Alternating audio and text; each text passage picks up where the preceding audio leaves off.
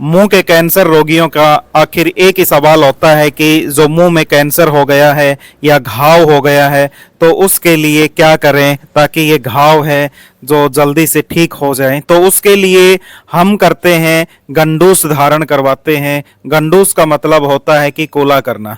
अब ये गंडूस लेना कैसे है? गंडूस लेना है कि देखिए आप, जैसे ये हमने क्वाथ बना लिया है, ये औषध द्रव्य है, उसका जो आप देख रहे हैं ये औषध द्रव्य है, इसका क्वाथ बना लेना है।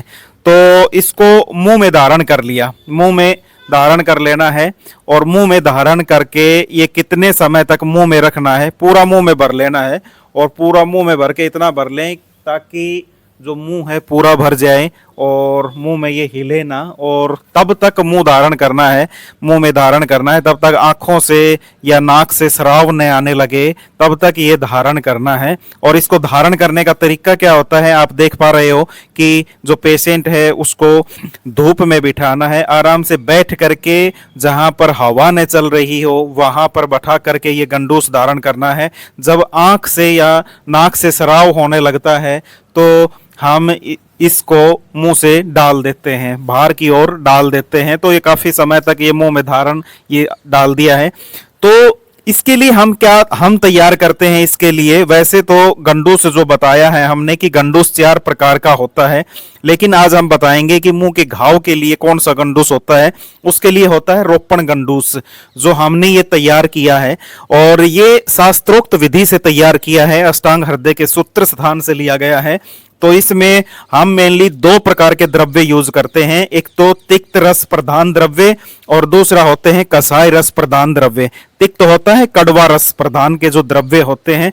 तो जो दोनों के दोनों द्रव्य होते हैं, ये तिक्त रस प्रधान द्रव्य और कसाय रस प्रधान द्रव्य, ये दोनों के दोनों वात दोष होता है उसको तो बढ़ाते हैं, लेकिन जो पित्त दोष होता है और कफ दोष होता है उसको ये शांत करते हैं, उसको बैलेंस करते हैं।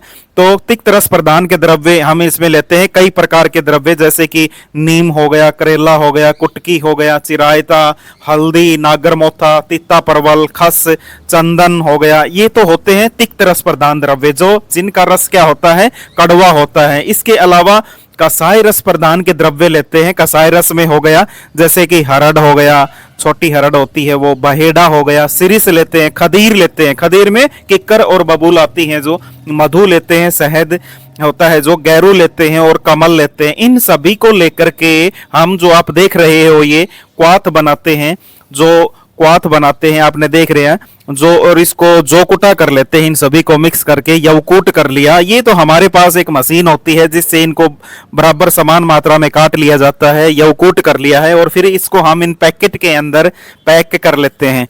तो इनको लेने का तरीका होता है कि 1 गिलास पानी ले और उस 1 गिलास पानी में 1 चम्मच इस क्वाथ का ले जो हमने तिक्त रस प्रधान द्रव्य और कसाय रस प्रधान द्रव्य के जो ये बनाए हैं, ये क्वाथ बनाया है, इसको 1 गिलास पानी में 1 चम्मच लेकर के इतना उबालना है कि ताकि वो 1 कप शेष रह जाए। और फिर उसको जैसे आपको मैंने गंडूस धारण कैसे करना है, कूला कैसे करना है उसका तरीका बताया था, वो धारण करे। तो किसी भी प्रकार का मुंह का कैंसर है, मुंह में छाले हो गए हैं, मुंह में घाव हो गए हैं, वो बहुत जल्दी रिकवर हो जाते हैं। जो लोग जो रोपण गंडूस का जो हमने बताया, आप देख पा रहे हो ये रोपण गंडूस है, इसका प्रयोग नहीं कर सकते हैं, वो इसके अलावा क्या यूज कर सकते हैं, देसी गाय का दूध।